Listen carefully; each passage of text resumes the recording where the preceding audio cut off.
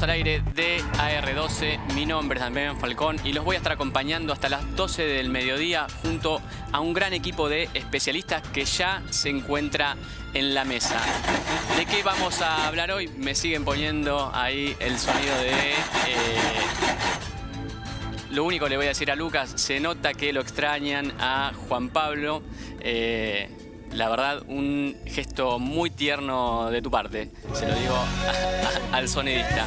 ¿Qué tenemos en la letra chica para hoy? Bueno, vamos a comenzar analizando el proyecto de ley de propiedad privada que el gobierno busca acelerar en el Senado.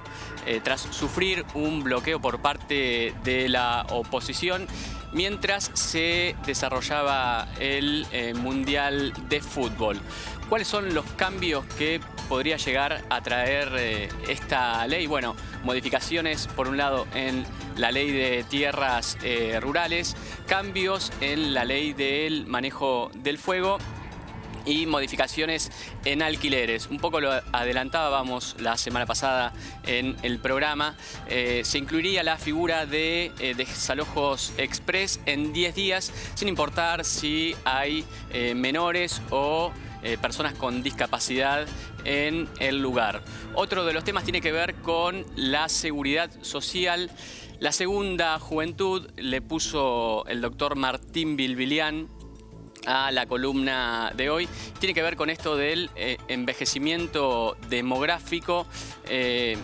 Ha transformado el concepto de vejez tradicional, por lo menos en nuestro país y creo que en gran parte del mundo. Los adultos mayores ya no tienen un rol pasivo en la sociedad, más bien todo lo contrario. Entonces buscan, demandan nuevas soluciones a viejos problemas que tienen que ver con, por ejemplo, con la prolongación de la vida activa, el bienestar integral y, por supuesto, lo que pasa siempre, la sábana termina siendo corta con lo que tiene que ver con el financiamiento del sistema previsional. Y uno de los temas que es clave para nosotros también es el tema de la salud. Hoy vamos a estar conversando con la doctora Vanessa Gregorietti, médica especialista en insuficiencia cardíaca y trasplantes. Vamos a tratar de linkear un poco esto de la longevidad, la vejez, con el bienestar integral de nuestra salud cardíaca. Y para el final, escuchen esto porque un caso totalmente estremecedor, casi les diría que raya lo espeluznante. La familia de Rubén Corral denuncia a la exmujer y a un enfermero por supuesta mala praxis, por falsedad ideológica. Y bueno, ya vamos a estar conversando con el abogado de la familia porque la justicia se expidió de manera express en este caso. Es raro, ¿no? Pero bueno, suceden estas cosas en nuestro país, sobre todo en el interior. Y como siempre decimos, la justicia que llega tarde no termina siendo justicia. Y un condimento más, que es el de, por lo menos en este caso, supuesto ejercicio ilegal de la medicina. Todo esto y mucho más en el programa de hoy. Esto es La Letra Chica, un programa en defensa propia. Así comenzamos hoy.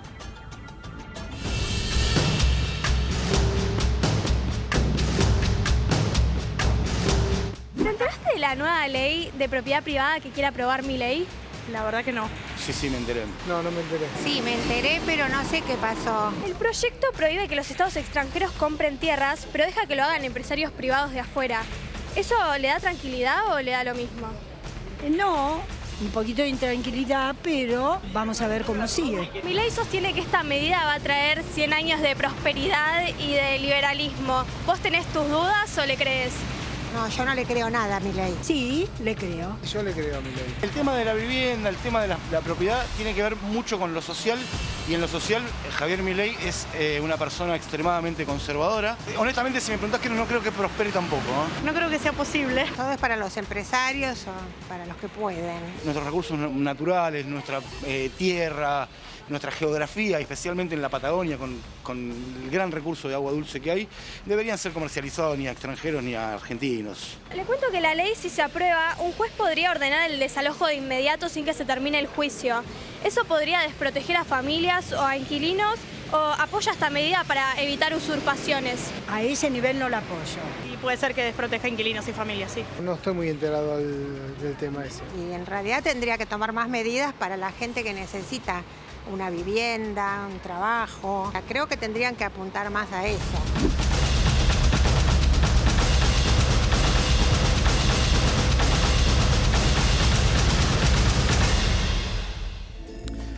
Mariano López Parada es periodista, ya casi un amigo de la casa se podría decir, y hoy nos interesa conversar con vos, Mariano, sobre justamente este proyecto de ley de propiedad privada, que ya tuvo un intento en el Senado que la oposición logró bloquear. Bueno, quisiera que nos cuentes un poco los detalles del tema.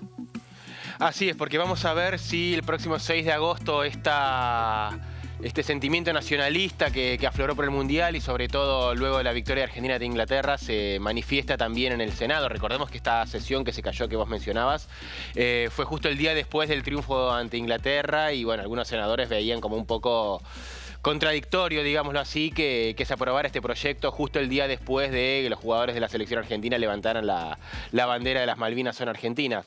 ¿Por qué? Porque dentro de todo este gran paquete que viene con este título pomposo de Ley de Inviolabilidad de la Propiedad Privada, trae algunos puntos que han generado bastante polémica, especialmente lo que se llama el capítulo 3, o el capítulo 3 de esta reforma, que básicamente lo que hace es derogar el corazón de la Ley de Tierras. La Ley de Tierras, recordemos, es una ley del año 2011, casi ya entre el final del primero y comienzo del segundo mandato de Cristina Kirchner, en el cual se ponía límites a la compra de tierras rurales por parte de extranjeros. Se ponían ciertas limitaciones que ahora el gobierno quiere borrar de un plumazo, tratando, con el argumento, como dijo el vocero Adrián Rabier semanas atrás, de fomentar la inversión. ¿Cuáles son algunos de estos puntos que el gobierno quiere impulsar y que quiere derogar de la ley de tierras actual, que tiene ya 15 años de vigencia? Por ejemplo, poner un límite, el límite que hoy existe para la compra en tanto de lo que es el territorio de cada provincia y la cantidad que se puede tener en una misma estancia, borrarlo de un plumazo. Por ejemplo, hoy tenés hasta un 15% de un territorio provincial que puede ser parte o puede ser propiedad de un extranjero. Esto el gobierno lo quiere eliminar.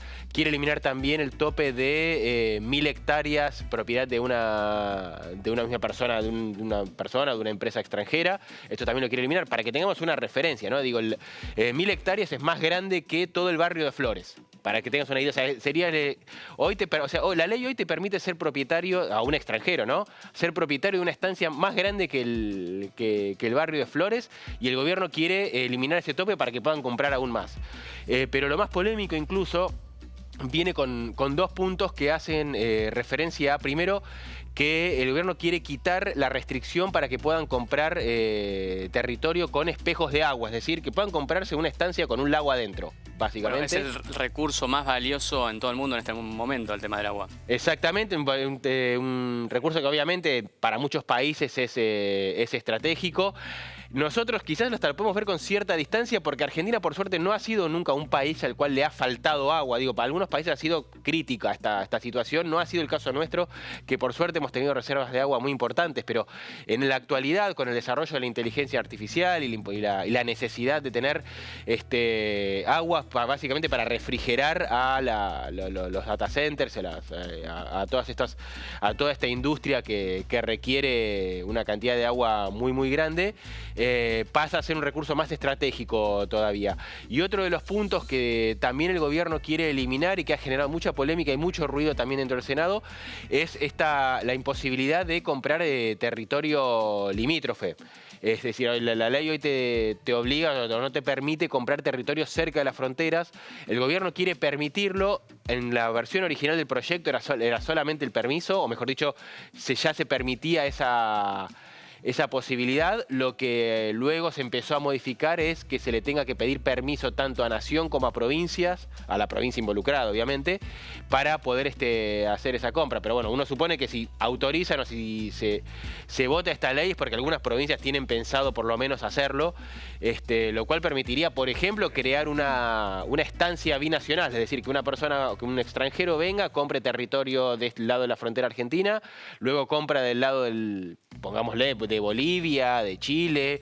Creo, Mariano, que es el punto más crítico del proyecto para nuestro país. Jorge, mi pregunta es la siguiente. ¿No aprendimos nada como sociedad los argentinos, sobre todo en este gesto que tuvo la selección argentina en el partido frente a Inglaterra? No, yo creo que la sociedad lo tiene claro, sobre todo en las provincias. ¿Y la dirigencia política? La dirigencia política está siempre aferrada a la corrupción. Y te voy a decir por qué.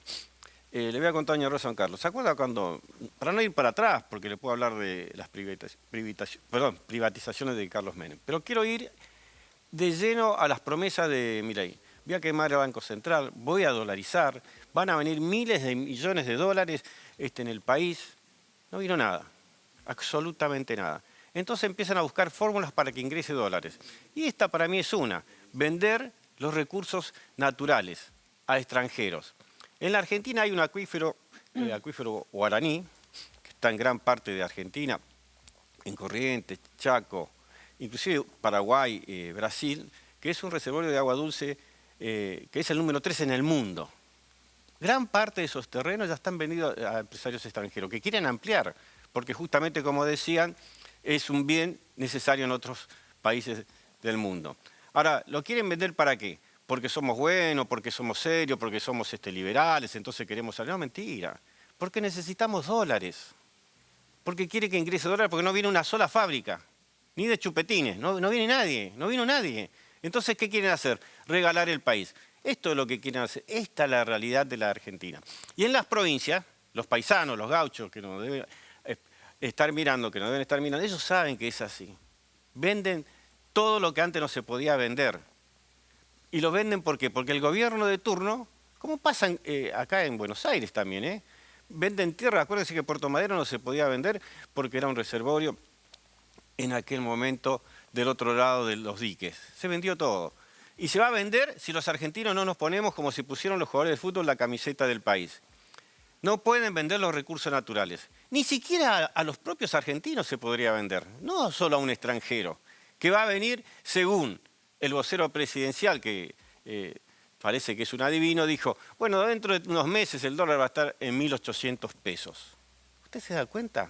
¿Usted se acuerda cuando nos dijeron $1 un peso, después valió 4? ¿Usted se acuerda cuando nos dijeron vamos a sacar 3 ceros en el desagio? Yo sí, porque soy un poco más grande. Pero le digo a los jóvenes, un día un señor presidente dijo vamos a sacar 3 ceros y si usted tenía 1.000 pesos ahora va a tener 1 peso nada más. Mucha gente murió. Y un día le dijeron, la plata que vos tenías no te la vamos a dar. Y vino el corralito, corralón, cerraron los bancos, quebraron bancos. O se olvidan que muchos bancos quebraron y no dieron 1 peso a la gente. Entonces el ministro de Economía dice, saquen los dólares debajo del colchón, le hubiera dado más tasa, hubieran tenido más rentabilidad si lo tenían como inversión. Pero no les dice que si tenían en el banco durante estos 30 años, podían haberse quedado sin nada porque muchos bancos cerraron. Porque le aplicaron el corralito, corralón, como digo, porque hicieron un desagio. Esta es la realidad de Argentina. Y ahora quieren vender, repito, porque lo que necesita son dólares. No pueden traer una empresa ni de chupetines, entonces se le ocurre vender los bienes naturales de la Argentina. Los argentinos le tenemos que decir que no, tenemos que plantarlo, porque sin dudas, no le quepa la menor duda que cuando se venda un terreno, si es del Estado, también va a haber una comisión para el gobernante de turno. Jorge, te noto demasiado tranquilo con este tema. Sé que te indigna por varias cuestiones. Pero Mariano, volviendo al tema y ya para cerrar, ¿cuál es el rol de los gobernadores o cómo podrían llegar a jugar en este proyecto de ley? A ver, lo que se vio hasta ahora en el Senado es que el proyecto hizo bastante ruido, pero por eso también el gobierno trató de negociar para poder conseguir los apoyos necesarios, que recordemos, en más de una ley ha logrado a veces a través de negociaciones y muchas veces estas cuestiones de te doy un poquito una obra, una TN y demás, y conseguís así los 2, 3 votos que te hacen falta para lograr aprobar la ley. Pasó con la reforma laboral, pasó con la ley bases. Vamos a ver qué ocurre el 6 6 de agosto, dentro de 2 jueves, donde el gobierno va a tratar, o por lo menos lo que aseguró Patricia Bullrich junto con Federico Sturzenegger esta semana, es que van a ir con los últimos cambios. Recuerdo, el proyecto tuvo muchas modificaciones, esto también es para que la gente tenga en cuenta. El proyecto tuvo varias modificaciones desde que lo envió el gobierno al Congreso, pero fueron modificaciones más de tipo maquillaje. Y esto es una técnica, mejor dicho, entre legislativa y de opinión pública bastante común, que es cambiar cuestiones secundarias del proyecto sin cambiar lo esencial, para luego vender que se lo mejoró y que se tiene una versión mucho mejor y que ya los aspectos más repulsivos del proyecto ya no están más, entonces así los senadores pueden votar sin tantas consecuencias. El proyecto por ahora, en los puntos que yo les describí, sigue en lo esencial, sigue siendo el mismo. Y vamos a ver si el gobierno logra torcer algunas voluntades, sobre todo de algunos diputados aliados. Están en duda los misioneros, está en duda a ver qué va a pasar los radicales. El Comité Nacional del Radicalismo sacó un comunicado repudiando el proyecto, con lo cual, si fueran coherentes con esa postura, que no siempre ocurre que la postura del Comité Nacional es la misma de los senadores, porque esos responden muchas veces a los gobernadores, ahí ya tendrías 10 votos en contra. El poroteo, un poco lo que me decían hasta anoche, es que, bueno, en principio no estaría tan seguro para el gobierno, no tiene esos más de 40 votos, o no partía desde la base de esos más de 40 votos que viene teniendo desde el último recambio legislativo. Pero bueno, hay que ver qué pasa, hay que mirar, por ejemplo, a Misiones, hay que ver qué pasa con los salteños, hay que ver qué pasa con los radicales, hay que ver qué pasa con los santacruceños, estos senadores, aliados provinciales, que muchas veces han torcido la balanza para un lado o para el otro, y hay que ver qué es lo que ocurre en las próximas horas. Porque querías decir algo, perdón. No, le escuchaba a Mariano. Mariano, yo lo voy a decir con todas las letras. Estos diputados, estos senadores que están negociando, son corruptos, porque no pueden negociar tierra que inclusive está en su provincia, que no es de ellos, que es de la gente, para rematarla. Y la dice, bueno, si me das 2 pesos, entonces capaz que te voto esto. Si me das 3 pesos, te voto un poco más. ¿Cómo se llama eso? Se llama corrupción. Y acá un mensaje para la gente del PRO. Señores, es el momento que ustedes demuestren que realmente están en contra de las cosas que no corresponden hacer a un país. ¿Cómo vamos a vender los recursos naturales? ¿Pero dónde se vio esto? Garrote, garrote, garrote a los diputados y senadores corruptos que lleguen a acordar esta ley que es malísima para el país. En ningún país se vende el recurso natural. En ningún país se vende un recurso natural. Ahora resulta que van a venir los extranjeros que le vamos a dar $1 a 3.000 pesos y van a comprar todo por 2 pesos y se van a hacer los dueños del país.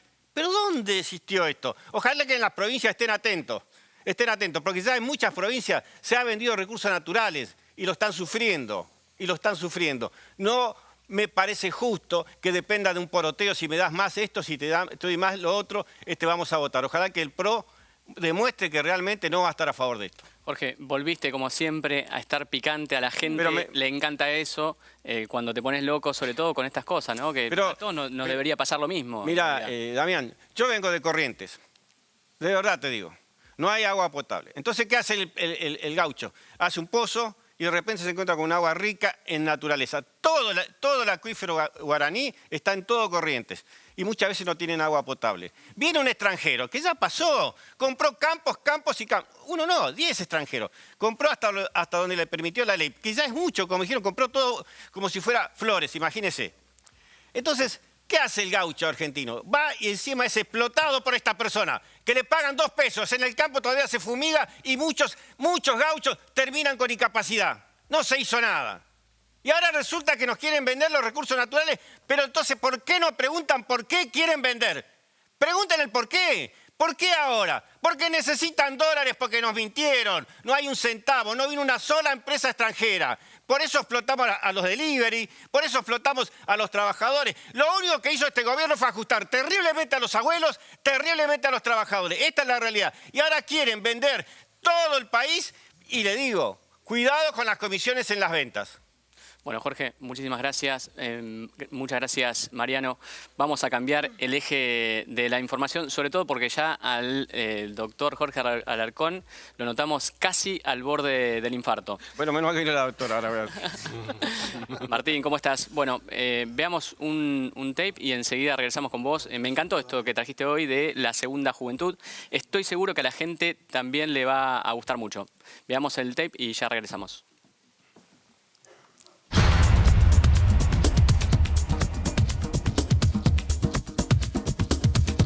¿Pensás que ahora, aunque la expectativa de vida subió, se debería mantener la edad en la que se jubilan las personas? Bueno, es una buena pregunta. Quizás debería analizarse y subir un poco, no me queda muy claro. Y puede ser, porque hay mucha gente que yo la veo con ganas de seguir trabajando. Bueno, y la calidad de vida, o sea, quizás la pregunta como muy por sí o por no y es mucho más amplio, me parece. Aparte de los jubilados estamos re mal, si no salimos a trabajar. ¿Sentís que a los 60 o 65 años el mercado laboral te obliga a jubilarte aunque estés en tu mejor momento? Debe depender de la profesión, seguramente. Según la profesión, según la calidad. Para mí, principalmente es la calidad de vida. Igual a los 65 me puedo jubilar y voy a vivir bien, no sé por qué se tendría que cambiar. Algunos pueden estar bien, pero otros no, la mayoría no. Te obligan y es una miseria lo que cobramos. ¿Sabía que cuando se jubila muchas obras sociales o prepagas intentan darlo de baja o cobrar fortunas por eso? Sí, sí. Yo tengo PAMI, yo no estoy desconforme con PAMI. Yo tengo una prepaga, más allá que estoy jubilado, y si me quiero dar de baja no me tienen por qué cobrar nada. Es una decisión mía que no corresponde cobrarme nada. Deberíamos mantener la obra social que tenemos. Nada es fácil. Y más ahora que está todo digitalizado, a nosotros, las personas mayores, nos cuesta mucho más.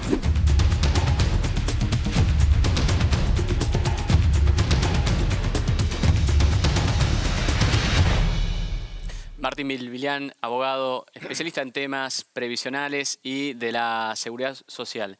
Me encantó este título de la segunda juventud. ¿Qué es la segunda juventud? Hola Damián, la verdad que voy a arrancar desde lo que dijo Jorge muy bien. Los jubilados siempre son una de las variables más importantes de los ajustes y bueno, todo esto nos lleva a repensar un poco todo lo que viene pasando en los últimos 100 años en nuestro país, las transformaciones y una verdadera revolución silenciosa que se viene dando en nuestro país y a nivel mundial. O sea, ya los adultos mayores viven mucho más, hay un envejecimiento poblacional, hay cambios demográficos, hay baja de natalidad. Como dato podemos decir que en 1914 teníamos un 4% de adultos mayores de 60 años. Hoy tenemos un 16% por encima de esa edad y se proyecta para el año 2050 un 26%. ¿Qué viene aparejado de todo esto? También lo que trajimos el título hoy, todo este envejecimiento poblacional va trayendo un poco una mirada distinta. Hoy la columna le vamos a dar una mirada distinta a la adultez mayor, a la prevención y a lo que se puede hacer en manera preventiva y lo que este fenómeno social de cambios de paradigmas en nuestra sociedad.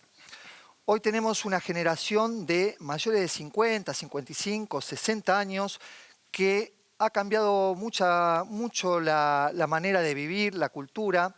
A nosotros nos enseñaron que llegar a la jubilación era llegar al final de la vida activa, o sea, pasar al sector pasivo, sentarse y esperar, descansar. Y bueno, hoy tenemos una sociedad que tiene una actividad de un envejecimiento activo, trabaja, que realmente hace deportes, que tiene actividad social, que ha cambiado mucho las costumbres alimentarias, físicas. Y bueno, el ejemplo más importante que tenemos, y que es el resultado también del envejecimiento poblacional, es el ejemplo de los gimnasios. Okay. Según un relevamiento de la Cámara de Gimnasios Argentina, hoy tenemos arriba de 9.000 gimnasios registrados con alrededor de 4 millones de usuarios activos trabajando, disfrutando de las actividades físicas en los distintos gimnasios de nuestro país y por supuesto con mayores de 50, 60 años haciendo actividad física. Todo eso, en comparación, para que podamos tomarlo de referencia, a principios de los 80 teníamos 700.000 o 1.000 gimnasios. O sea, eso va mostrando también ese cambio de paradigma de buscar una vinculación social, cambios sociales, actividades físicas. Y como decían ya los romanos, hace más de 2000 años, mens sana in corpore sano. Otro de los cambios que tenemos es el trabajo activo, más flexible y también enfocado en la necesidad, porque no le alcanza a los jubilados. Hoy vamos a hablar de los jubilados, sí, que no le alcanzan.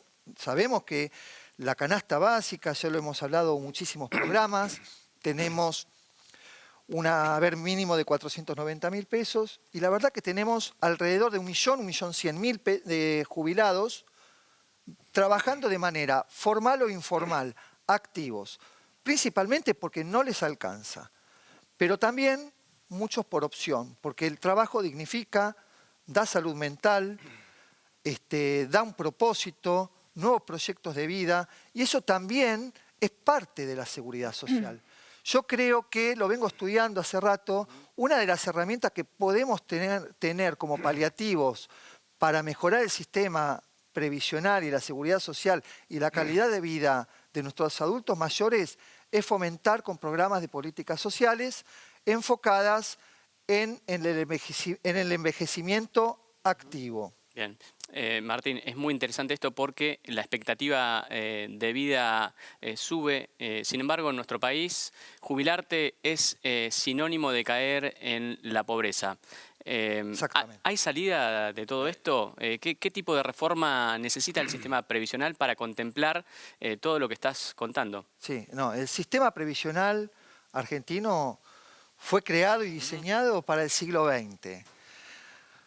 Hoy en el siglo XXI ya ha quedado obsoleto, ineficiente, en pérdida, principalmente por, como muchas veces dice Jorge, por decisiones políticas. Desde lo técnico nos vamos a hablar, vamos a enfocarnos, nos vamos a situar que hay una alta desocupación, tenemos un 8%, 7,8% según datos del INDEC del primer trimestre del 2026. Tenemos un alto porcentaje de informalidad laboral de alrededor del 44,8% también en dicho trimestre. O sea que tenemos 1 de cada 2 trabajadores activos hoy en la Argentina sin realizar aportes previsionales y sin cobertura en la seguridad social. Esto impacta de lleno en el sistema previsional porque, por supuesto, se desfinancia. Y al desfinanciarse el sistema también tenemos jubilaciones bajas y pobres. Esto no resuelve el tema de fondo. Hoy tenemos 1,8, 1,6 trabajadores activos por cada jubilado. Llegar a 3 trabajadores activos registrados puede mejorar, puede ser un paliativo para mejorar la seguridad social y el sistema previsional de nuestro país. Pero la cuestión es de fondo. El problema que tenemos hoy en Argentina es que solo el 25% de los trabajadores y de los futuros jubilados, o sea, de las personas que tienen edad jubilatoria, reúnen los 30 años de aporte. El sistema ha quedado obsoleto. O sea, en vez de transformarse el sistema previsional, modificarse, de cambiar un poco las reglas generales para poder acceder a una jubilación, como por ejemplo llegar a los 30 años de aporte, se premia el no aporte, porque una persona que tiene 28 años de aporte no puede acceder a una jubilación porque no hay moratorias y le dan una PUAM.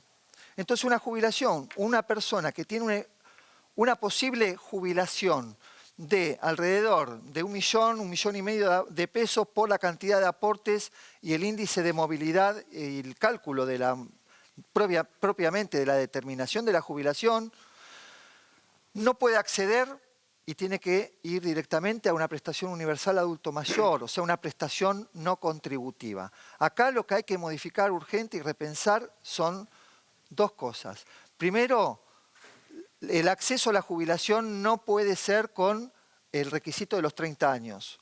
Debe llegarse a la jubilación con los años que tenga realmente efectuados de aporte. Solucionar la cuestión de fondo, darle trabajo a la gente, incentivar la producción, aumento de productividad y de la microempresa y que baje el desempleo. Hoy tenemos muchísimas empresas que han cerrado. Eso ha traído mucha gente, directamente ha caído en la informalidad laboral, hay más Uber, hay más deliveries. Lo que pasa, Martín... Jorge, te quería hacer perdón, Martín, sí. esta pregunta. ¿ANSES y PAMI están mirando esta problemática? ¿Vos qué crees? Pero por favor, Damián, justo le quería decir a Martín, el gran problema que hoy tiene el jubilado es que yo creo que debe haber muy pocos que toman como opción seguir trabajando. No les queda otra. No les queda otra porque se mueren de hambre. Entonces, y lo digo bien claro, se mueren de hambre. Inclusive a algunos que están trabajando y se le pide a la empresa, voy a trabajar 5 años más, porque si salgo, estoy ganando 1.500.000, cuando salgo afuera me van a pagar 490.000 pesos. La realidad es que PAMI, ANSES, cuando tenían que pagar una cama que salía a 10.000 pesos, le daban 20.000 al empresario por el retorno. Como en el caso Andís, con los laboratorios. Si el medicamento sale 1.000, vos comprás en cantidad, te tienen que cobrar 700. ¿No es cierto? Porque compras en cantidad, como cuando usted compra en cantidad, doña Rosa, don Carlos. ¿No? Acá si compran en cantidad, pagaron 2.000, pagaron 3.000, pagaron cifras obscenas. Y no solo este gobierno, todos. Entonces desfinanciaron el ANSES, desfinanciaron el PAMI y todo lo que tenga que ver con los abuelos. Entonces dijeron, no, el abuelo es una molestia ahora. El abuelo es una molestia. Esta es la verdad. Los convirtieron en paria a los abuelos. Esta es la realidad. ¿Y qué dice? Vamos a estirar 5 años más, pero no para arreglar el ANSES, el PAMI. No para eso, porque ojalá le prometieran al abuelo que se va a jubilar después a los 70 a ganar un sueldo digno para que viva bien, para que no tenga que estar mendigando y pidiéndole a su hijo, para que no tenga que salir a trabajar con un Uber, un Didi. Esta hay que decir la verdad. Uno cuando toma un coche no ve al abuelo que está ahí de la noche conduciendo, cree que lo hace porque quiere trabajar por opción. No, la corrupción que hubo en el país llevó puesto a los abuelos y los políticos cuando terminan su mandato de 4 años, de 8, póngale, salen multimillonarios, porque se van con la plata parte de los abuelos. Hay que decirlo con todas las letras. Corruptos, piensen en los abuelos, pero para bien. Piensen para bien, el abuelo no tiene dónde caer muerto, y perdón que lo diga con toda esta frase. Es una vergüenza. Entonces, que lo lleven a los 70 años, háganlo, pero díganle para qué, díganle cómo se va a beneficiar el abuelo. Hoy lo cierto es que el abuelo anda en la calle trabajando no por opción, porque no puede vivir con 490.000 pesos. O usted cuando va al supermercado con 490.000 pesos compra para todo el mes. Si alquila tiene que pagar las expensas, pagar el alquiler. Si tiene que pagar los de medicamentos. Entonces, no tenemos que mentirnos más. Yo digo que con los abuelos, la variable de ajuste fue de este gobierno, del otro y del otro. Ajustaron a los abuelos. ¿Sabes por qué ajustaron a los abuelos, Damián? Y le digo al panel, porque los abuelos tienen poca probabilidad de salir a la calle a quejarse. Y con este gobierno salieron. Gracias, Jorge, por la reflexión. Volviendo al tema, Martín, y ya como para cerrar. Sumando a lo que dice muy bien Jorge, que viene al llano, hoy el problema es que los adultos mayores están totalmente fuera del sistema. Bueno, vos lo ves todo el tiempo. Lo veo todo el tiempo. Estudio esto. Lo veo todo el tiempo. Y cuando hablo de la segunda juventud, también estoy hablando de un sector de la sociedad. No todos tienen la posibilidad de llegar a los 55 o a los 60 años de las mismas condiciones físicas. Hay gente que ha trabajado toda su vida en la informalidad laboral, ha trabajado o no trabajado, directamente no ha podido trabajar de manera registrada, ha llegado con problemas emocionales, problemas físicos, pero bueno, a ver, yo creo que acá lo que tendríamos que trabajar en el tema del sistema previsional es premiar y fomentar el envejecimiento activo y premiar que la gente pueda seguir trabajando. Aprovechar la experiencia de los adultos mayores y de la segunda juventud para fomentar el trabajo, incluirlos y no excluirlos. Hoy se los excluye a los abuelos, como dice Jorge, a los adultos mayores, y fomentar eso, porque, a ver, hoy una persona, tenemos un régimen general de que llega a los 60 años la mujer o 65 años el hombre, y si reúne los 30 años de aporte, tiene la opción de jubilarse. Ahora, ¿qué pasa si esa persona muchas veces no quiere jubilarse porque va a cobrar mucho menos de lo que cobra como salario. En Pasa realidad la muchísimo jubilación... y es, te diría, casi la opción que está eligiendo la mayoría de los Exactamente. adultos mayores. Porque... Martín, guardate lo último para el final. Sí, dale. Así vamos a cambiar el eje de la comunicación. Estamos en la mesa con la doctora Vanessa Gregorietti, médica especialista en cardiología. Ella viene trabajando desde hace mucho tiempo en temas de insuficiencia cardíaca y trasplantes. Tenemos un tape para ver. Cuando volvemos del tape nos metemos ya con el tema. ¿Y qué es esto de Clave Salud? Veamos el tape y ya regresamos.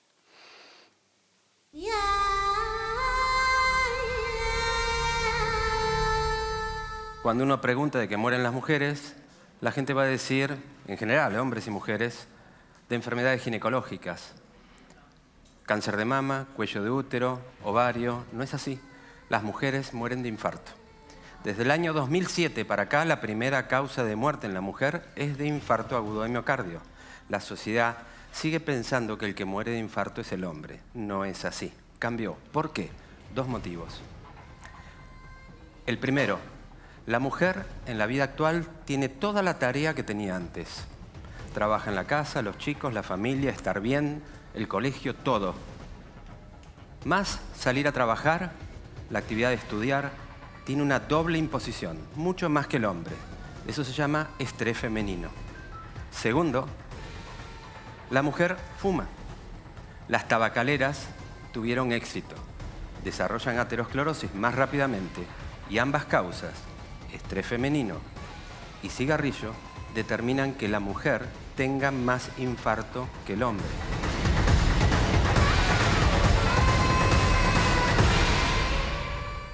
Vanessa Gregorietti ya está en la mesa con nosotros. La primera pregunta que se me viene a la mente es la siguiente. Hablábamos en el tema anterior sobre esta cuestión de los cambios demográficos, sobre todo en la adultez mayor, cómo se puede llevar una vida más activa. Ahora, cuando una persona sufre de graves problemas cardíacos, ¿se realiza un trasplante? ¿Rejuvenece con eso? Bueno, es un tema. Primero les voy a dar un poco la derecha a Martín, que el adulto mayor hoy tiene otra calidad de vida. En parte, la cardiología ha hecho muchos avances en el tratamiento de la insuficiencia cardíaca y hoy te voy a acotar algo más a lo que decía Daniel López Rossetti, que la realidad es que las pacientes por encima de 65 años padecen más insuficiencia cardíaca.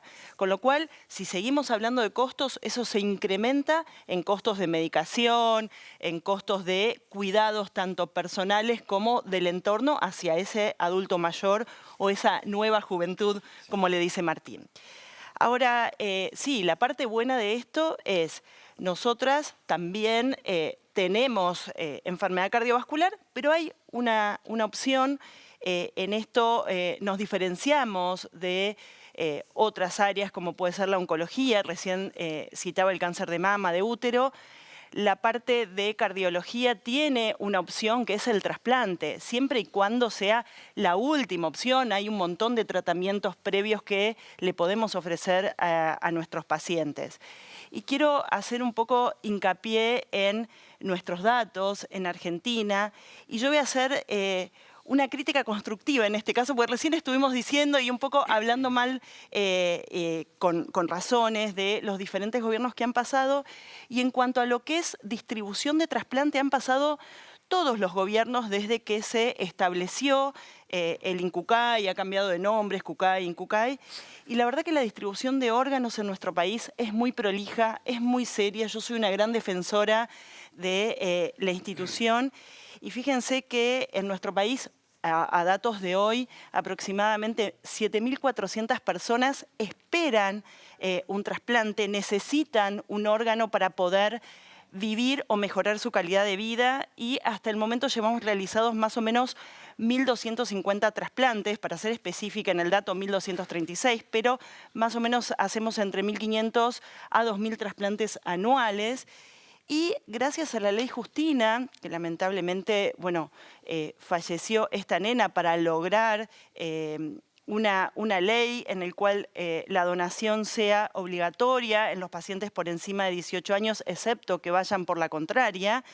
y esto ha generado que se aumente el número de donaciones y vuelvo a hacer hincapié en esto, independientemente de quienes nos hayan gobernado. Entonces, creo que ese es un dato muy concreto y para felicitar a la sociedad en todos sus ámbitos, desde quienes nos gobiernan hasta quienes deciden en ese momento tan doloroso. Es un organismo que sí funciona en nuestro país.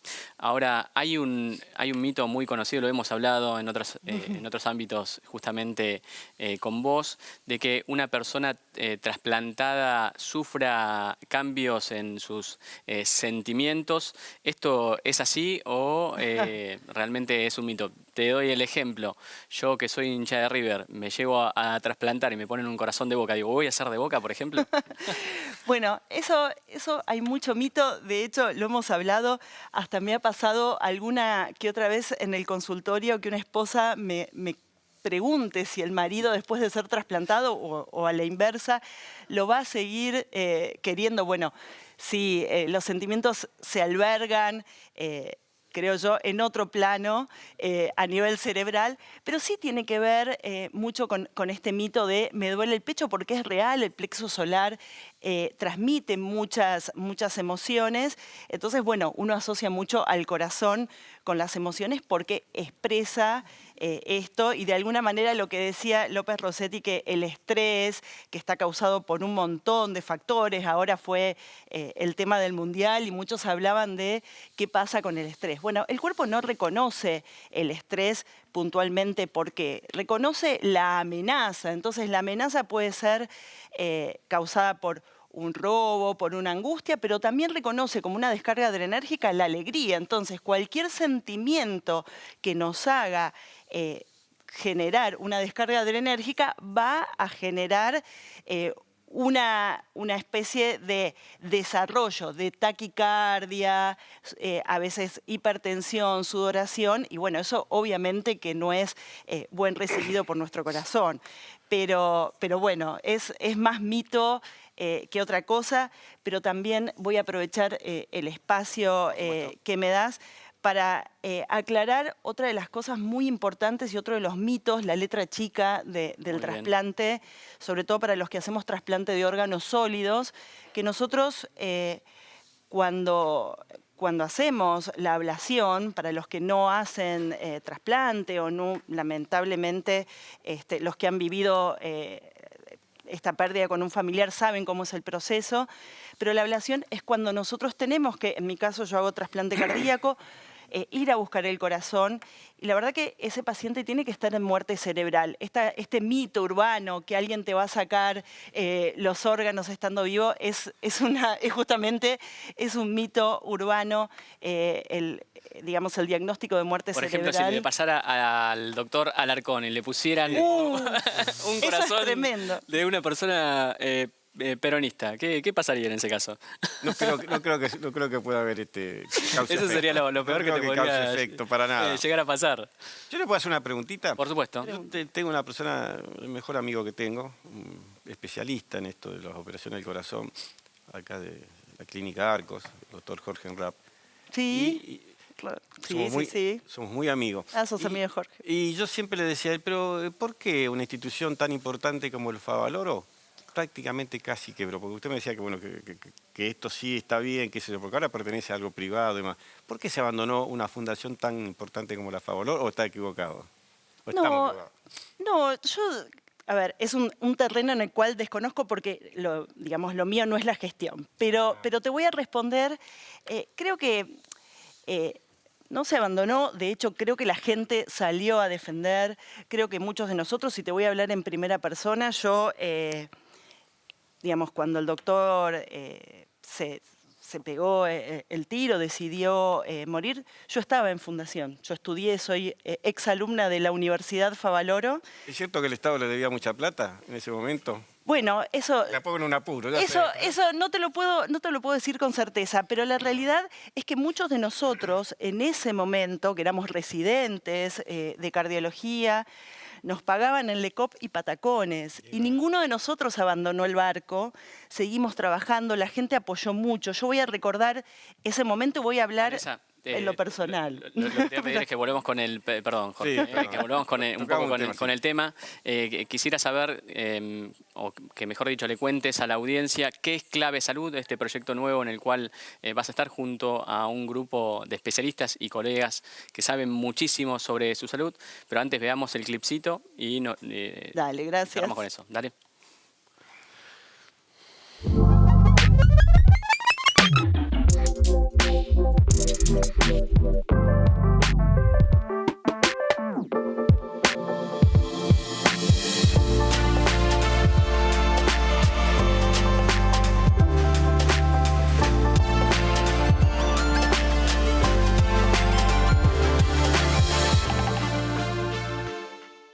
Bueno, producción de Agencia Chill, hay que decirlo. Contanos qué es Clave Salud.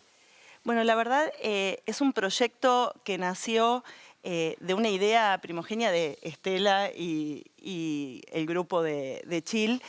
Y la realidad es que somos 3 profesionales, en este caso mujeres, tanto Estela, que es especialista en otorrinolaringología y muy buena Estamos hablando de la comunicadora. doctora Estela Cuevas. La doctora Estela Cuevas, la doctora Lorena Bosa, que es ginecobstetra y también referente en el sector y quien les habla. Y la realidad es que un poco viendo lo que sucede en las redes, la información y desinformación permanente a la cual está sometido el público en general, sobre todo en estos medios masivos, que son muy buenos para muchas cosas, pero que en algún punto suelen tener este efecto confundidor en la población porque justamente la información muchas veces no está clasificada, no está basada en la evidencia. Entonces, nosotros somos profesionales de la salud que lo que queremos es transmitirles justamente desde un plano académico, con terminología sencilla, las novedades y lo último en lo que tiene que ver respecto a su salud, enfocada en la salud en general, porque nosotras tenemos nuestras especialidades, pero también va a haber invitados de lujo y sabiendo, obviamente... ¿Podemos nombrar alguno que ya está confirmado? Sí, en esta primera edición va a acompañarnos, entre otros, Claudio Sin como comunicador, pero después vamos a tener al doctor González Balerga, que es especialista en todo lo que es hepático y gastrointestinal. Entonces va a haber... Claudio Sin, que también es un comunicador. Vanessa, muchísimas gracias. Vamos a cambiar el eje de la comunicación, lo decíamos en la apertura. Un caso totalmente estremecedor. Ya estamos en comunicación con Horacio Molinari, que es el abogado de la familia Corral y que denuncian a la exmujer y a un enfermero por supuesta mala praxis, ejercicio ilegal de la medicina y falsedad ideológica. Horacio, ¿estás ahí? Buenos días, ¿qué tal? Buenos días. ¿Qué tal, Horacio? Buen día. Damián Falcón Primero, te saluda. Bienvenidos a La Letra Chica. Gracias por esta comunicación. No, por favor, muchas gracias a ustedes por el espacio y bueno, agradecerte principalmente a vos, al canal y a todos los televidentes por darme este espacio. Muy bien, ¿querés contarnos de qué se trata? ¿Cómo está la causa hoy? Bueno, mira, respecto a lo que yo tenía que contar, bueno, hay una relación circunstancial o hecho que el día 17 de septiembre del 2025, siendo las 8 horas aproximadamente, se produce una descompensación del padre de mi cliente y bueno, la víctima es atendida por 2 cuidadores, ¿sí? Lo sospechoso del caso acá es que se le llama la red de traslado 107, que es la que está normalmente encargada de las emergencias, y encuentran al señor Corral sentado en la cama, lúcido, colaborativo, en ese momento, ¿sí? O sea que no estaba en un peligro grave, ¿sí? Con signos vitales estables, sin criterio emergente, por lo que se retira esta persona del 107 dejando indicaciones con pauta de alarma, y bien él no había tomado la medicación porque esta persona era diabético. Normalmente se dejan 2 personas al cuidado y hay un señor que se llama Santiago Rosler, que actuaba como un médico médico naturista, que es quien daba servicios de medicina aparentemente orientales. Pero siendo enfermero, por lo que tengo entendido. Claro, él era enfermero, pero se decía médico. Y, digamos, su competencia iba más allá de lo que es un enfermero, porque nosotros tenemos, y esto está acreditado en autos, que él hacía recetas médicas con no con medicina china, sino con medicina tradicional, por lo que es una responsabilidad grave. ¿Por qué? Porque tiene que tener supervisión de un médico, ¿sí? ¿Qué pasa? Siendo aproximadamente las 20:30, bueno, antes él estaba haciendo una, ¿cómo se diría? Una transfusión, no una transfusión, perdón, una... Ahí estamos viendo se le la foto, suministró perdón, medicamento. Horacio, estamos viendo justamente en la pantalla las fotos de Rubén Corral, víctima de todo este caso. Y lo voy a sumar al doctor Jorge Alarcón, quien es, por supuesto, abogado y quien va a poder dar, junto a vos, Horacio, también todas las cuestiones técnicas que trae el caso, que son varias. Casi te diría un combo criminal explosivo. Buenas tardes, buen día, doctor Molinari. Le hago una pregunta que me dejó un tanto me dejó sorprendido, ¿no? Un médico, un enfermero que obra como médico, que receta y demás, que usted dice está aprobado en la causa.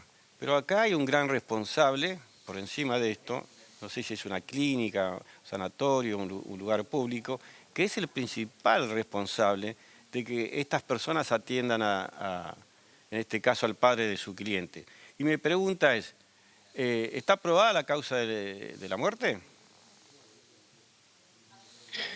Bueno, la causa de la muerte no está aprobada por distintas causales. Número uno es que se hizo una cremación express. Después de la muerte, justamente estaba por llegar a eso, se produce una cremación en menos de 24 horas.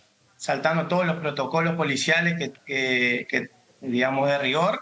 Y también es cierto que existe también acá en una ordenanza municipal que prohíbe la cremación de los cuerpos en menos de 24 horas. Saltándose todas estas normativas, la expareja, junto en connivencia con el señor Santiago Rosler,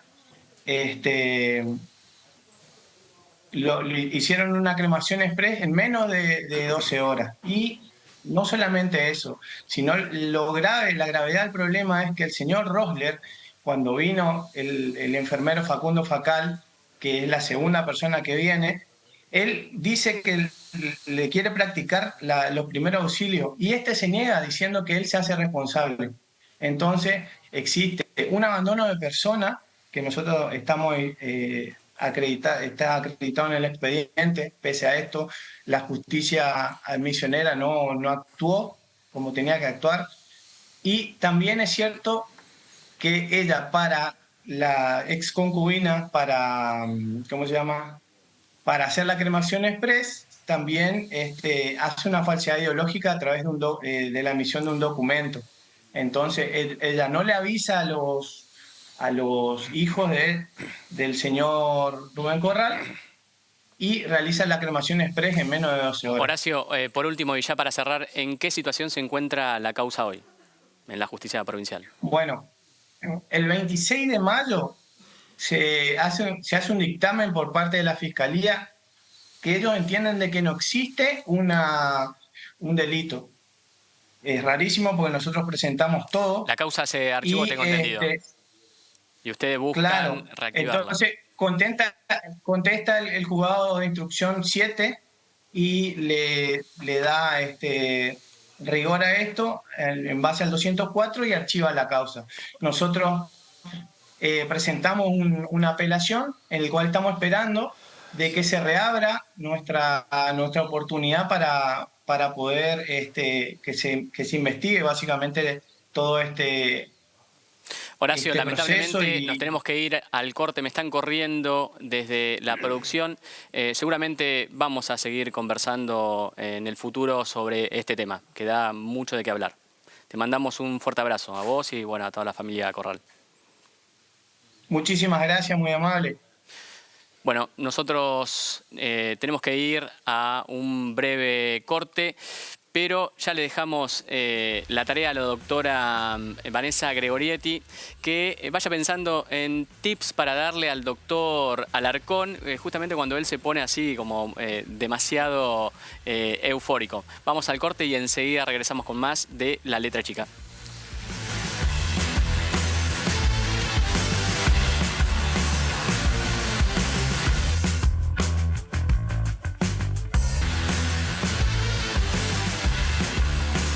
Dame el pie y... Bueno, ya estamos de regreso, me están corriendo desde la producción. Mariano, ¿te llegó un dato? Sí, no, solamente una cosa para que prestemos atención el próximo 6 de agosto. La ley de tierra se votó definitivamente en el Senado en diciembre del año 2011.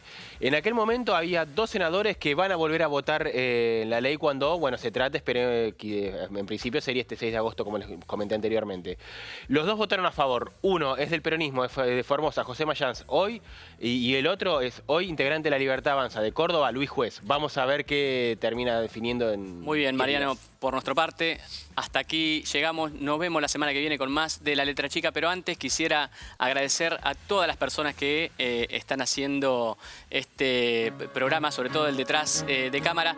Agradecerle fundamentalmente al doctor Juan Pablo Godoy Vélez por darme esta oportunidad y confiar en mí para su reemplazo, y a todo el equipo del canal, a Astrid Arias en la coordinación de aire y en la producción ejecutiva, a Pablo como director de cámaras, a Cecilia Lafuente en Graf, a Carolina Chao como asistente de producción, a Lucas en el sonido, a Juan Goncalves en cámara robótica, a Gianluca como asistente de producción, a Juanpi y a Diego en ingesta, y a Diego también como operador de cámara, a las autoridades